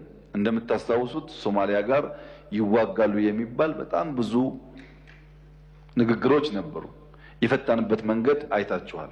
ከወንድሞቻችን ጋር በሰላም እንሰራለን፣ በበሳል ዲፕሎማሲና በሰጥቶ መቀበል መርህ የትውልድ ጥያቄን እንመልሳለን ያሉት ጠቅላይ ሚኒስትር አብይ አህመድ የማይፈታ ህልም አድርገውም የሚያስቡት ተሳስተዋል፣ የባህር በር ጥያቄ የህልውና ጥያቄ ነው ሲሉ በምላሻቸው አጽንኦት ሰጥተው አንስተዋል።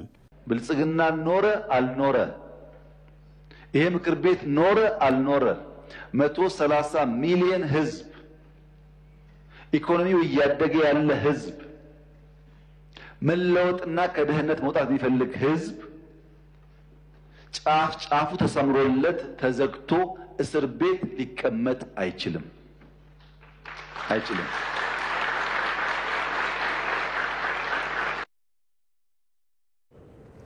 ተመልካቾቻችን አሁን ደግሞ በዚሁ ጉዳይ ላይ መረጃ ሲያጋሩን ወደ ነበሩት እንግዳችን ነው የምንመለሰው። የህግ ባለሙያና አማካሪ አንዱዓለም በእውቀቱ ከኛ ጋር በዜና ኢትዮጵያ ቆይታ እያደረጉ ነው። ቀጣይ ደቂቃዎችን ደግሞ ከሳቸው ጋር እንቆያለን። ዛሬ እንግዲህ አብረን እያሳለፍን ነው። የዛሬው የፓርላማ ውሎ ብዙ ሊተነተኑ የሚችሉ ሀሳቦች የተነሱበት ነውና ቆረጥ እያደረግን በየመሃሉ የእርሱንም ምልከታ እያጋራን ከተመልካቾች ጋር እንቆያለን። አንድ ጉዳይ እናንሳ። እንግዲህ ከሰፊዎቹ ጥቂቶቹን ነው የምናነሳው። ከጎረቤት ሀገራት ጋር በጋራ መልማት የኢትዮጵያ የመጀመሪያ ፍላጎት ስለመሆኑ ጠቅላይ ሚኒስትር አብይ አህመድ ሲያነሱ ነበር።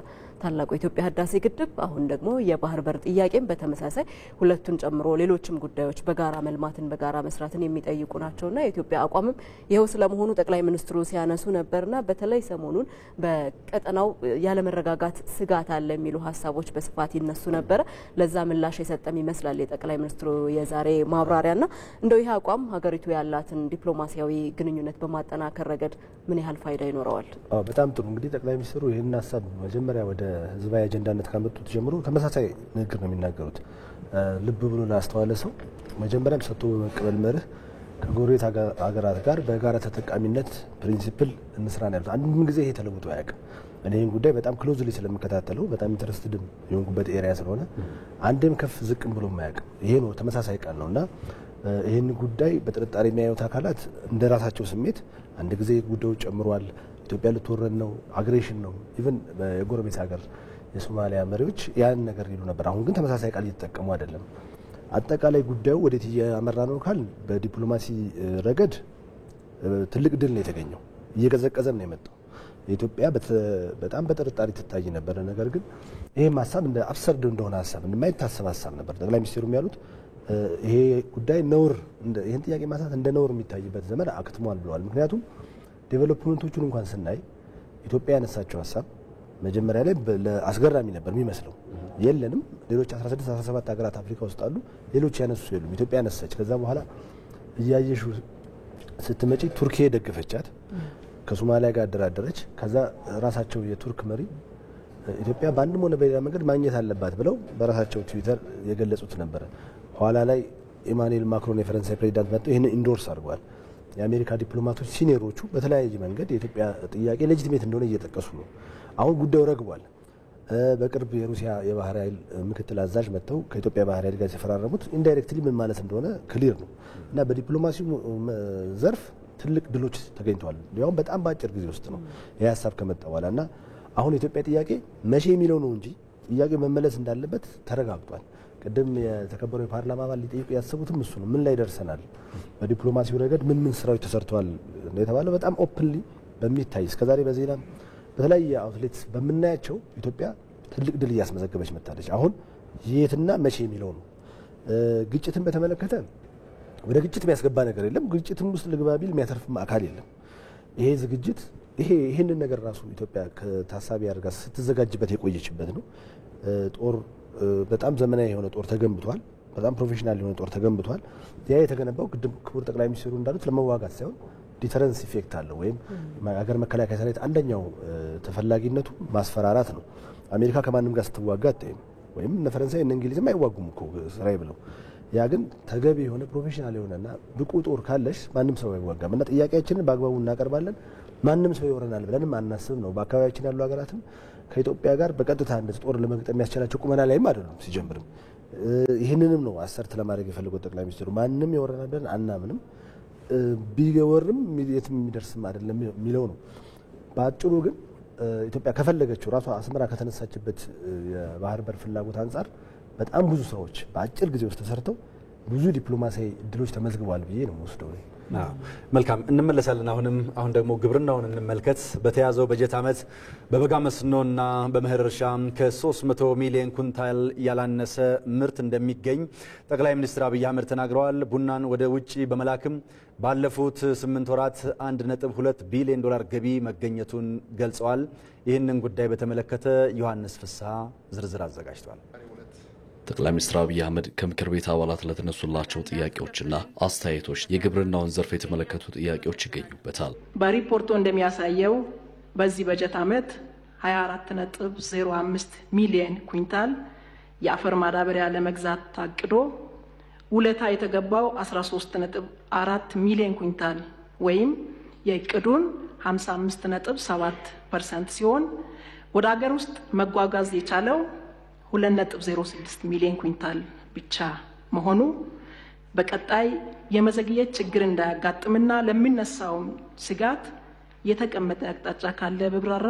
ሌላኛው ከምክር ቤት አባላት የተነሳው ጥያቄ አሁን እየታየ ያለው ምርትና ምርታማነትን የበለጠ ለማስፋት በመንግስት በኩል ምን እየተሰራ ነው የሚል ይገኝበታል። የመሬት አቀማመጣቸው ተራራማና ወጣ ገባነት ያላቸው ሜካናይዜሽንን ተግባራዊ ለማድረግ የሚያስቸግር መልክዓ ምድር ያላቸው የሀገራችን ክፍሎች ምርታማነትን ለማሻሻል በአጭር በአማራጭ ቴክኖሎጂዎችን ከመጠቀም አኳያ ምን እየተሰራ ነው?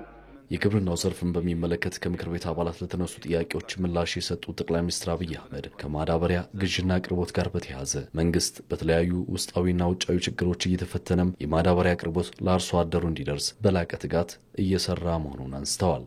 ማዳበሪያ 24 ሚሊዮን ኩንታል ገደማ የሚያስፈልገን ሲሆን በቀን በአንድ ቀን 150 ሺህ ኩንታል ማዳበሪያ ከወደብ እናጓጉዛለን። 150 ሺህ ኩንታል አፈር ጭነን ወደ ሀገር ውስጥ እናስገባለን።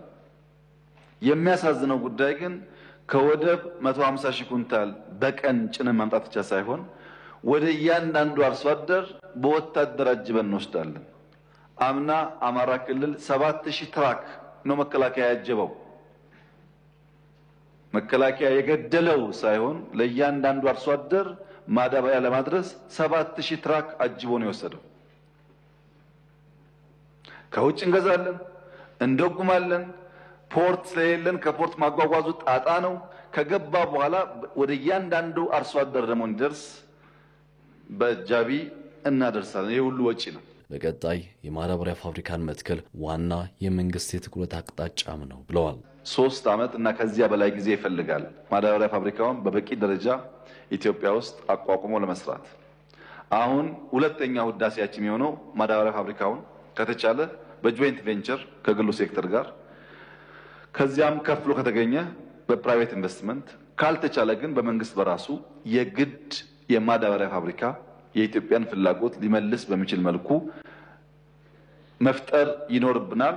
ምናልባት የሚቀጥለው ዓመት ሁነኛ ተግባራችን የሚጀምር ይሆናል ብዬ አስባለሁ። በሌላ በኩል በግብርና ምርት የአነስተኛ አርሶ አደሮች የሰብል ሽፋን 20.5 ሚሊዮን ሄክታር ደርሷል ብለዋል። ዘንድሮ ብቻ የአነስተኛ አርሶ አደሮች የሰብል ሽፋን ከ17.5 ሚሊዮን ሄክታር ወደ 20.5 ሚሊዮን ሄክታር ማደግ ችሏል። ይሄ ትልቅ እመርታ ነው። ኩታ ገጠም የሚል እንቅስቃሴ መጀመራችን በግልጽ የሚታወስ ሲሆን እስከ ባለፈው ዓመት ድረስ 8.7 ሚሊዮን ሄክታር መሬት በኩታ ገጠም የተሸፈነ ቢሆንም ዘንድሮ ወደ 11.8 ሚሊዮን ሄክታር ማደግ ችሏል። የመሬት ሽፋን ብቻ ሳይሆን ኩታ ገጠምም በከፍተኛ ደረጃ እመርታ አሳይቷል። ስንዴም ብቻ እንደ አንድ የሰብል ምርት ብንወስድ በመኸር 4.2 ሚሊዮን ሄክታር ስንዴ ተሸፍኗል። በበጋ ኢሪጌሽን 3.5 ሚሊዮን ሄክታር ታርሷል።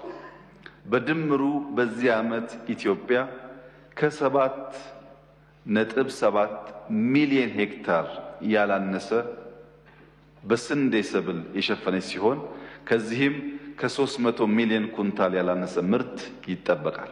በቡናና ሻይ ምርትም የተሻለ ስኬት እየተመዘገበ ነው ያሉት ጠቅላይ ሚኒስትር አብይ ለአብነትም ባለፉት 8 ወራት ብቻ ከቡና ወጪ ንግድ 1.2 ቢሊዮን ዶላር ገቢ ተገኝቷል ብለዋል።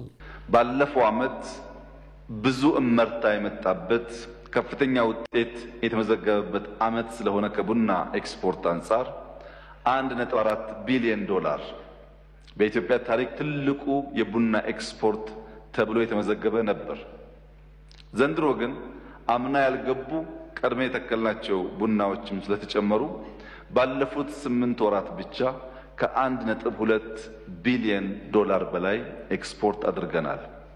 በሚቀጥሉት 4 ወራት ባቀድነው እቅድ መሰረት ከፈጸምን ከሞላ ጎደል 2 ቢሊዮን ዶላር ቡና ኤክስፖርት እናደርጋለን።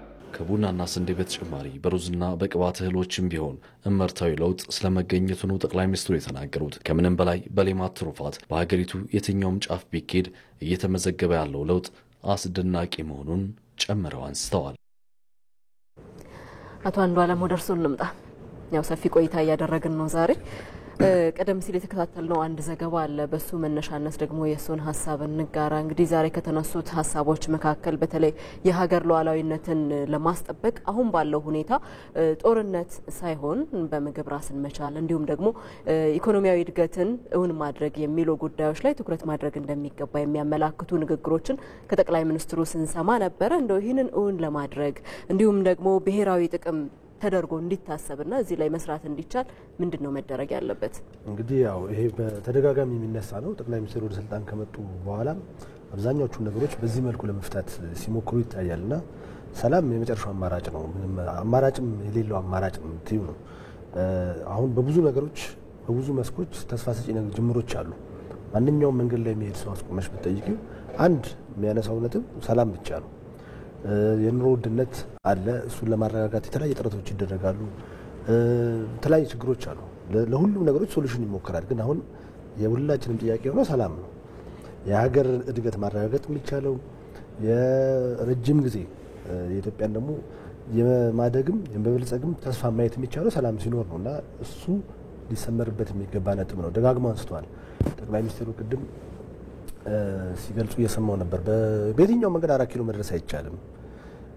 በጦርነት በግጭት እንትን ነው። ይሄ በጣም ሲምፕል የሆነ ሁሉም ሰው በቀላሉ ሊረዳው የሚገባው ሀሳብ ነበር። እንዴት የሁሉ ግጭት በየቦታው መጣ የሚለው ያሳዝንሻል። ማለት ብትመጪ እንኳን ሜንቴን ማድረግ አይቻልም። አሁን አንድ አካል በዛም በዚህም ብሎ እንኳን 4 ኪሎ ደረሰ እንኳን ቢባል ይህንን ሀገር የምትመራበት ምክንያት ሌጂቲሜሲ ሳይኖርህ ይህንን ህዝብ በጣም መልቲ ኤትኒክ ህዝብ ነው። በጣም ብዙ መንገድ አልፎ እዚህ የደረሰ ህዝብ ነው። ዝም ብለህ 4 ኪሎ ስለመጣህ እኮ መምራት አይቻልም። መጀመሪያ መምጣት የሚቻልበት ሲቹዌሽንም የለም። እዛው ታገለለታለሁ የምትለውን ህዝብ እያገድክ እየገደልክ ሌላ መከራ እየጨመርክበት ነው የቆየኸው እንጂ ባለፉት 6 ዓመታት ያየነው ይሄንን ነው። መጥቶም መቀጠል የማይቻል መምጣት የሚቻልበት ሁኔታም የለም። አማራጭ ያለው አሁን በሰላም ነው። ጥያቄዎችን አሁን ቅድም አንድ የተወሰኑ ተቋሚዎች እንኳን ፓርላማ ውስጥ ቢኖሩ ለህዝባቸው የሚችሉት ያህል ጥያቄዎች አንስተዋል። የሚዛናዊነት ጥያቄ እንዳለ ሆኖ ጥያቄዎቹ በሙሉ አክሴፕተብል ናቸው አይደሉ የሚለው ጥያቄ ውስጥ የሚገባ ነው እንደተጠበቀው ነው። በዛ መልኩ ጥያቄ ማንሳት የተሻለ ነው። ምናልባት እዚህ ላይ ግን ሪጂናል ሄጂሞኒ ወይም በቀጠናው ተጽዕኖ መፍጠርን ስናነሳ በኢኮኖሚ መፈርጠም ያስፈልጋል። በተለይ በኢኮኖሚ ሻል ያለ እንቅስቃሴ ያላቸው ሀገራት በቀጠናው ይሁን በዓለም አቀፍ የፖለቲካ መድረክ ላይ ተጽዕኖ የመፍጠር ደረጃቸው በጣም ከፍ ያለ ነውና ኢትዮጵያ እንደ ሀገር በምግብ ራስን መቻል ከዚህም ባሻገር በኢኮኖሚ ከፍ ማለት የሚለው ጉዳይ ላይ ትኩረት አድርጋ ዜጎቿን ማስተባበራ ወደዚህ ከፍ ስትል በቀጠናው ያላትን ተሰሚነት ከፍ በማድረግ በኩል አዎንታዊ የሆነ አስተዋጽኦ ያለው በመሆኑ ህብረተሰቡ በተለይ ከኢኮኖሚ ጥረት ጋር በተገናኘ ሊያደርግ የሚገባው ነገር ምንድነው? ምንድነው? ኢትዮጵያ በኢኮኖሚም ብቻ ሳይሆን በተለያየ መስኮች አንከር ስቴት የምትባል ነች። እዚህ ቀጠናው ላይ ኢትዮጵያ ጎረቤቶቿ በሙሉ ተደምረው ከኢትዮጵያ ህዝብ ቁጥር አይደርሱ አንከር ስቴት ነች። ሂስቶሪካሊም በጂኦግራፊካሊም በብዙ ነገር በኢኮኖሚም አሁን ሰብሳራ ሀገራት የምትመራ ነች። ከቶፕ 3 ውስጥ ነች በብዙ ነገሮች እና ለብዙ ሀገራት ደግሞ በኃይል አቅርቦትም በገበያ ፖቴንሻልነትም እድል መፍጠር የምትችለው ኢትዮጵያ ነች። ከዛ አንፃር ኢትዮጵያን ይህንን ከፍ ማድረግ አሁንም ቢሆን በቀጠናው ላይ ያላቸውን የቀደመ ተሰሚነትና የበላይነት ማስጠበቅ ይችላሉ። እዚህ ጉዳይ ላይ አንዳንድ ጉዳዮች የሚስተካከሉ ሲኖሩ ለምሳሌ በዚህ ደረጃ ያለች ሀገር ላንድ ሎክድ ነች። የባህር በር አክሰስ ሲኖራት በኃይል አቅርቦት ሌሎቹ ላይ ጫና ማሳደር የምትችልበት ወይም ደግሞ ጥቅም ካንተ የሚፈለግ ጥቅም ሲኖር ተሰሚነትም ይጨምራል። ለምሳሌ የኃይል አቅርቦት አንደኛው ነገር ነው። ኢትዮጵያ ዲፕሎማሲያዊ ተጽዕኖ ማሳደር የምትችለው ካንተ የሚፈለግ ነገር ሲኖር ዊን ዊን እንዲሆን ምንም ፕሮቫይድ ማድረግ የምትችለው ነገር ከሌለ ተሰሚነትም አይኖርም። ኢትዮጵያ በአሁን ላይ የገበያ ፖቴንሻል ነች፣ የኃይል ፖቴንሻል ነች ለሁሉም አካባቢ ሀገራት። እንዲሁም ችግር በደረሰ ጊዜ ደግሞ ቀድማ በመድረስ ሰላም ታስጠብቅም እሷ ነች። ይሄ ሂስቶሪካል የሆነ ኃላፊነት አለባት። እዚህ ጉዳይ ውስጥ ደግሞ የኢኮኖሚ እድገት እየጨመረ በሚመጣ ጊዜ አንከር ስቴትነትም ይጨምራል። ተሰሚነት ያለው የቀድሞ ኃያልነቱን የመለሰ ትልቅ ሀገር መሆን ትችላለህ ማለት ነው እና በዚህ መልኩ ነው መታሰብ ያለበት። አሁን ሁልጊዜም ስለ ጦርነት ሁልጊዜም ስለ ግጭት እያወራ መቀጠል የለብን። ፎር ዋንስ ኤንድ ፎር ኦል በምክክር ኮሚሽንም ይሁን በተለያየ ዘዴዎች ይህን ልዩነቶችን ፈተን ወደ አንድ አቅጣጫ መሄድ አለብን። እንደ ድሮ ሀያል ሀገር ምንናፍቅ ከሆነ ተሰሚነት ያላት ሀገር ምንናፍቅ ከሆነ አሁንም ቢሆን ወደ ኋላ እየጎተተን ያለው የሰላም እጥረት ነው። ስለዚህ ሰላሙ ላይ በቀጣይም በጥልቀት መስራት አለበት የሚለው ዋናው ጉዳይ ነው። እጅግ አድርገን እናመሰግናለን። መልካም የህግ ባለሙያና አማካሪ አንዱዓለም በእውቀቱ ለሰጡን ማብራሪያ ለነበረንም ሰፊ ቆይታ እጅግ አድርገን እናመሰግናለን። መልካም ዘርላት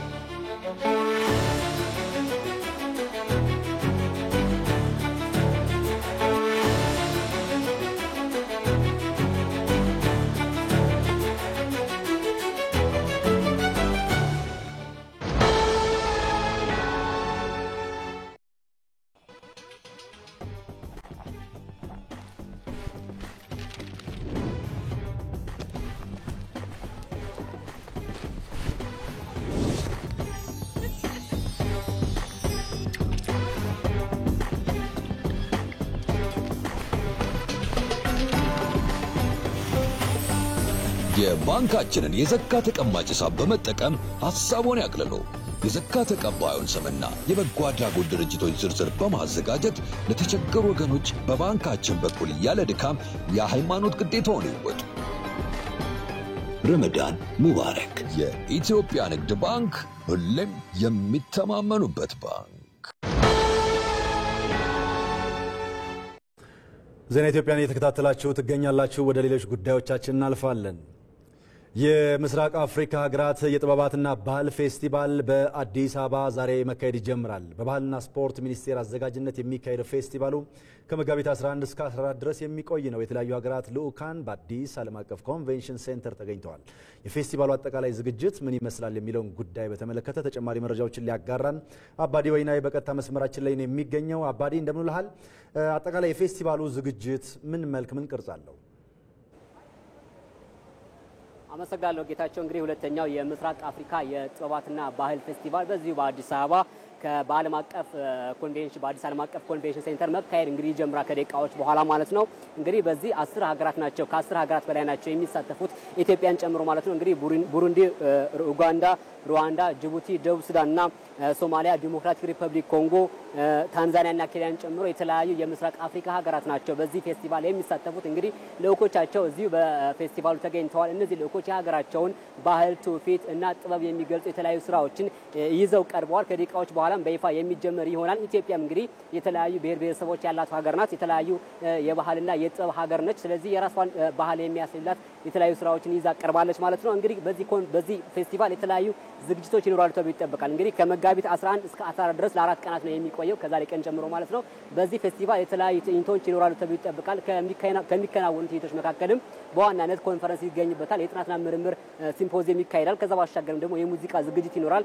የጃዝ አባት በመባል የሚታወቁት ሙላሳ ጥቄን ጨምሮ የተለያዩ አንጋፋ የሙዚቀኞች ስራቸውን ያቀርባሉ ማለት ነው። ከዛ ባሻገርም ደግሞ የሰርከስ ትርኢት ይኖራል። ኢትዮጵያ እንግዲህ በስፋት ከምታወቅባቸው ስፖርቶች አይነት መካከል የሰርከስ ትርኢት ይጠቀሳል። እንግዲህ ኢትዮጵያ የሰርከስ ትርኢቶቿን ታቀርባለች ተብሎ ይጠበቃል። የተለያዩ የምስራቅ አፍሪካ ሀገራትም ያላቸውን የባህልና እደ ጥበብ ስራዎችን ይዘው ይቀርባሉ ተብሎ ይጠበቃል። የተለያዩ ሀገራት እኔም ስመለከት ነበር። የተለያዩ ሀገራት የአውደ ርዕይ ስራዎቻቸውን የእደ ጥበብ ስራዎቻቸውን ይዘው ቀርበዋል። ከዛ ባሻገርም ደግሞ የፋሽን ሾው ስራዎች ይኖራሉ፣ የሙዚቃ ስራዎች ይኖራሉ፣ የፊልምና የቲያትር ስራዎች ይኖራሉ። በተለይም ደግሞ የተመረጡ ፊልሞች የኢትዮጵያ ጨምሮ የተለያዩ የምስራቅ አፍሪካ ሀገራት ፊልሞች ለእይታ የሚቀርቡ ነው የሚሆኑት። ከዛ ባሻገርም ደግሞ የመጽሐፍት አውደ ርዕይም ይኖራል ተብሎ ይጠበቃል። ፌስቲቫሉ እንግዲህ ፌስቲቫሉ ግዙፍ ፌስቲቫል ነው። ለ4 ቀናት የሚቆይ ነው። በዚህ 4 ቀናት ውሎም የተለያዩ ጉዳዮችን ይዳስሳል። እንግዲህ ይህ ፌስቲቫል በርካታ ጥቅሞች አሉት። ከጥቅሞቹ መካከል ስንመለከት በተለይም ደግሞ በምስራቅ አፍሪካ ሀገራት መካከል የህዝብ ለህዝብ ትስስር ለማጠናከር የራሱ የሆነ አይነተኛ ሚና ይኖራል ተብሎ ይጠበቃል። እንግዲህ ኢትዮጵያ በምስራቅ አፍሪካ ሀገራት ሰላም እንዲሰፍን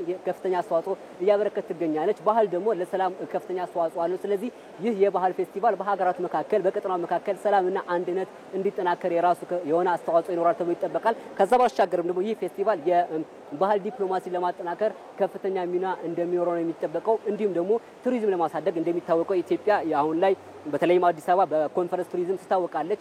የኢትዮጵያና የአዲስ አበባን የቱሪዝም ማዕከልነት ለማስተዋወቅ ከፍተኛ ሚና ይኖራል ተብሎ ይጠበቃል። ከዛ ባሻገርም ደግሞ በምስራቅ አፍሪካ ሀገራት መካከል ወንድማማችነትን ለማስረጽ እህትማማችነትን ለማስረጽ ይህ ፌስቲቫል ከፍተኛ አስተዋጽኦ ይኖራል ተብሎ ይጠበቃል። በርካታ ስራዎች ናቸው የሚቀርቡት። እንግዲህ ከደቂቃዎች በኋላ በይፋ ይከፈታል ተብሎ ነው የሚጠበቀው። የተለያዩ ትዕይንቶችም አሁን ላይ ቀርበዋል ማለት ነው። ለጊዜው ያለኝ መረጃ ይህን መስራት ተጨማሪው ደግሞ የምናቀርብ ይሆናል። አባዲ ላደረስከን መረጃ ከልብ እናመሰግናለን። መልካም ቀን ይሁንልህ። በአማራ ክልል የብልጽግና ፓርቲ ቅርንጫፍ ጽህፈት ቤት የ2017 በጀት ዓመት የ8 ወራት የፖለቲካና የድርጅት ስራዎች እቅድ አፈጻጸም የግምገማ መድረክ እየተካሄደ ነው። የክልላችንን ሰላም በማጽናት ሁለንተናዊ ምርታ እናስመዘግባለን በሚል መሪ ሀሳብ እየተካሄደ ባለው የግምገማ መድረክ ርዕሰ መስተዳድር አረጋ ከበደ፣ የብልጽግና ፓርቲ የአማራ ክልል ቅርንጫፍ ጽህፈት ቤት ኃላፊ ይርጋ ሲሳይን ጨምሮ የፓርቲው ከፍተኛና መካከለኛ አመራሮች እየተሳተፉበት ይገኛሉ። ይህንኑ የግምገማ መድረክ እየተከታተለ የሚገኘው ባልደረባችን ሳሙኤል ወርቃየው ተጨማሪ መረጃዎችን ሊያጋራን በቀጥታ መስመራችን ላይ ነው የሚገኘው። ሳሙኤል እንዴት ውለሃል? በዛሬው የግምገማ መድረክ የተለያዩ ሀሳቦች ተነስተዋል። በአጠቃላይ ግን በምን ጉዳዮች ላይ ተወያዩ? ቀጣይስ ምን ይጠበቃል? አመሰግናለሁ። እንግዲህ እናንተም ቀደም ሲል በመግቢያችሁ እንዳነሳችሁት የአማራ ክልል የብልጽግና ፓርቲ ቅርንጫፍ ጽህፈት ቤት የባለፉት 8 ወራት እቅድ አፈጻጸምን በተለይም ደግሞ ከፍተኛና መካከለኛ አመራሮችን በማሳተፍ እየተካሄደ ይገኛል። እንግዲህ ይህ የግምገማ መድረክ ዛሬ ነው የተጀመረው። ለ6 ተከታታይ ቀናትም የሚካሄድ ይሆናል። እንግዲህ በእነዚህ ቀናት በተለይም ደግሞ ፓርቲው ባለፉት ወራት ያከናውናቸውን ተግባራት ይገመግማል ተብሎ ይጠበቃል። ከዛ ባለፈም በእነዚህ ወራት ውስጥ በተለይም ደግሞ ባጋጠማቸው የጠንካራና ደካማ ጎኖችን በመለየትና ጠንካራዎችን በማጠናከር እንዲሁም ደግሞ ክፍተቶችንም በመለየት ለወደፊት አቅጣጫዎችን ያስቀምጣል ተብሎ ይጠበቃል። በዚሁ የግምገማ መድረክ መክፈቻ ስነ ስርዓት ላይ ርዕሰ መስተዳድር አረጋ ከበደም ተገኝተው ንግግር አድርገው ነበር። ብልጽግና ፓርቲ ባለፉት 5 ዓመታት በተለይም እንደ አማራ ክልል ተጨባጭ ለውጦችን ማሳየት ችሏል ብለዋል። በተለያዩ ዘርፎች በልማት በተለያዩ እንቅስቃሴዎች ሁሉ በመልካም አስተዳደር ችግሮችና የተለያዩ ችግሮችን ጥያቄዎችን የማህበረሰቡ ጥያቄዎች በመፍታት ረገድም ፓርቲው የራሱን አስተዋጽኦ ማበርከቱን ገልጸዋል። ነገር ግን በእነዚህ ዓመታት ያከናወናቸው ተግባራት ከፓርቲው ፍላጎት አንጻር በቂ አይደለምና በርካታ ስራዎችን ለወደፊቱ መስራትና ማጠናከር እንደሚገባም ገልጸዋል። በዚህም ደግሞ በተለይ ቁርጠኛ የሆነ አመራርን መተካትና አመራርን ማደራጀት እንደሚገባም ነው የገለጹት። እንግዲህ በእነዚህ ቀናት በሚኖሩ ቆይታ ማለት ነው የተለያዩ ግምገማዎችን ከማካሄድ ባለፈም በተለያዩ ጉዳዮች ላይ ተወያይቶ አቅጣጫዎችን ያስቀምጣል ተብሎ ይጠበቃል። ከነዚህ መካከል ክልሉ ያለበትን አሁናዊ የጸጥታ ችግር አንዱ ነው። በተለይም በአማራ ክልል እንግዲህ ባለፉት 1 ዓመት ተኩል አካባቢ ያለው የጸጥታ ችግር እንግዲህ በተለያዩ ዘርፎች እንደማነቆ ሆኖ በተለያዩ ጊዜያት ሲነሳ ቆይቷል። አሁን በክልሉ በሁሉም አካባቢ በሚባል ደረጃ አንጻራዊ ሰላም መታየት ጀምሯል። በዚህም በተለይም ደግሞ ይህን አንጻራዊ ሰላም ወደፊቱም ማስቀጠል በሚቻልባቸው ጉዳዮች ዙሪያ በተለይ የምክር ቤቱ የአባላቱ የፓርቲው አባላት ዙሪያ ተወያይተው አቅጣጫዎችን ያስቀምጣሉ ተብሎ ይጠበቃል። በተለይም ከዚህ ውጭም ይህ የጸጥታ ችግር በትምህርቱ ዘርፍ ላይ ስብራት ማሳረፉን ርዕሰ መስተዳድሩ ገልጸዋል። ይህን በትምህርት ዘርፉ ያሳደረውን ስብራት መጠገን በሚቻልባቸው ጉዳዮችና በዚህም ደግሞ በርካታ ተማሪዎች ትምህርታቸውን አቋርጠው ከቤታቸው እንደሚገኙ ነው የገለጹት። በዚህ ጉዳይ በተለይም ደግሞ ትምህርትን መጠገን በሚቻልባቸውና በቀጣይም በምን መልኩ ትምህርትን ማስቀጠል ይቻላል በሚለው ጉዳይም አባላቱና በተለይም ከአመራሮች ጋር ውይይት ተካሂዶ የወደፊት አቅጣጫዎች ይቀመጣሉ ተብሎ ይጠበቃል። የክልሉ የብልጽግና ፓርቲ ቅርንጫፍ ጽሕፈት ቤት ኃላፊ አቶ ይርጋ ሲሳይም በተለይም ደግሞ የማህበረሰቡን ጥያቄ የሚፈቱ የሚችሉ የመልካም አስተዳደር ችግሮችን ሊፈቱ የሚችሉ በየደረጃው የተለያዩ የአመራር አደረጃጀቶችን በመፍጠር ረገድ ፓርቲው እየሰራ እንደሚገኝ ገልጸዋል። ለቀጣይም በተለይም ደግሞ ፓርቲው በሁለተኛ መደበኛ ጉባኤው ያስቀምጣቸውን አቅጣጫዎችን ጨምሮ የተለያዩ ተግባራትን በማከናወን በቀጣይ ወራት ላይ በማህበረሰቡ ዘንድ ጥያቄዎችን ሊመልሱ የሚችሉ የመልካም አስተዳደር ችግሮችን ሊፈቱ የሚችሉ ስራዎችን ለመስራት አቅጣጫዎች በዚሁ ግምገማ ላይ አቅጣጫዎች እንደሚቀመጡ ይጠበቃል። ለጊዜው ያለኝ መረጃ ይህን ይመስላል። እናመሰግናለን ሳሙኤል። መልካም ጊዜ።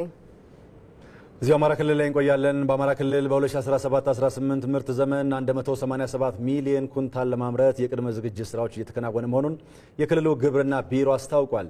የምርት ዘመኑን እቅድ ለማሳካት የንቅናቄ መድረክ በባህር ዳር ከተማ እየተካሄደ ነው።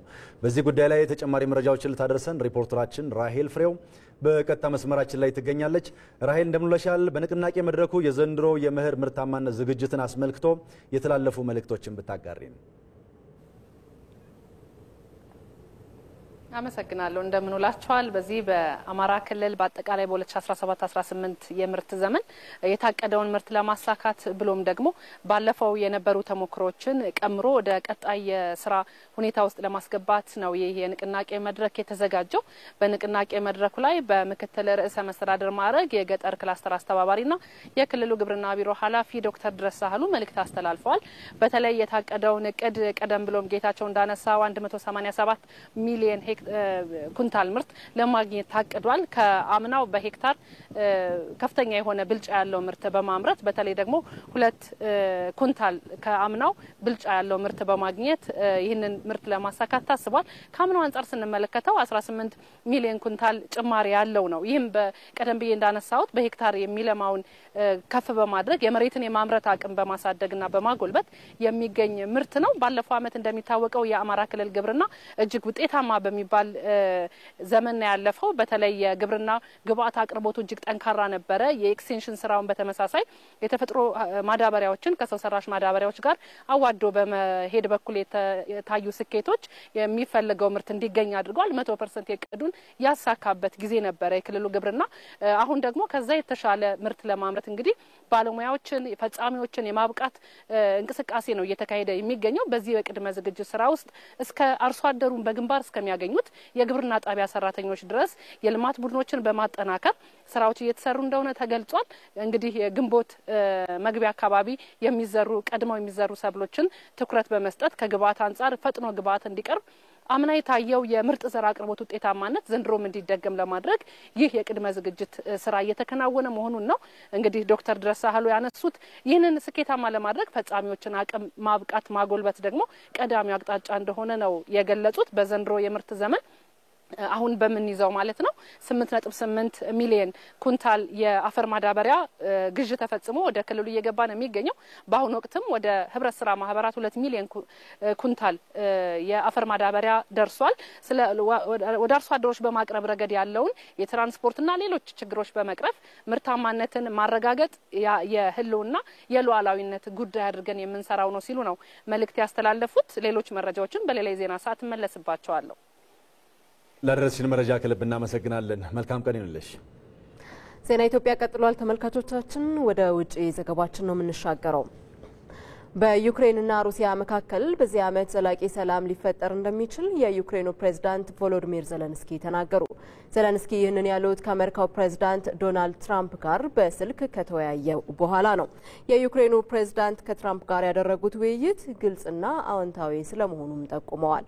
በዚህ ዓመት በአሜሪካ መሪነት ዘላቂ ሰላም ይደረሳል የሚል እምነት እንዳላቸውም ተናግረዋል። ዘለንስኪ ከአሜሪካው ፕሬዝዳንት ጋር ባደረጉት ውይይት ወቅት አሁን ላይ በሩሲያ እጅ ያለውና በአውሮፓ ምድር ግዙፍ የሆነው የዛፖሪዥያ የኒውክሌር ኃይል ማመንጫ ጣቢያ አሜሪካ ባለቤት በምትሆንበት ዙሪያ መምከራቸውንም አስታውቀዋል። የአሜሪካው ፕሬዝዳንት ዶናልድ ትራምፕ በበኩላቸው ከዩክሬኑ አቻቸው ጋር በስልክ ያደረጉት ውይይት እጅግ መልካም ነበር ስለማለታቸው የዘገበው ቢቢሲ ነው። አሁን ደግሞ የውጭ ምንዛሬና ዓለም አቀፍ የግብይት መረጃን ከቅንብሩ እንከታተል።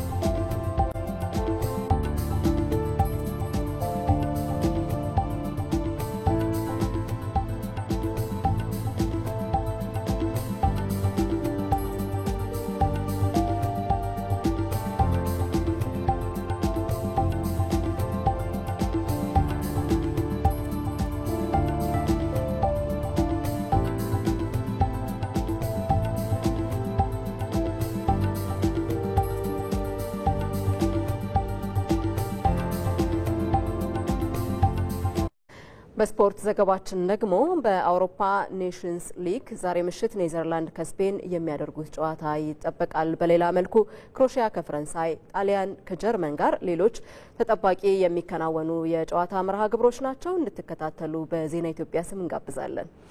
ዜና ኢትዮጵያ እንግዲህ ከ6 ሰዓት ጀምሮ ዛሬ የመንግስትን ያለፉት ወራት የዕቅድ አፈጻጸም መሰረት አድርጎ ከምክር ቤት አባላት የቀረቡ ጥያቄዎችን እንዲሁም በጠቅላይ ሚኒስትር አብይ አህመድ የተሰጡ ምላሽና ማብራሪያዎችን አካቶ በዝርዝር እየዳሰሰ እስከዚህ ሰዓት ድረስ አብሮ ዘልቆ ነበር። ለአብሮነታችሁ ሁላችሁንም ከልብ እናመሰግናለን።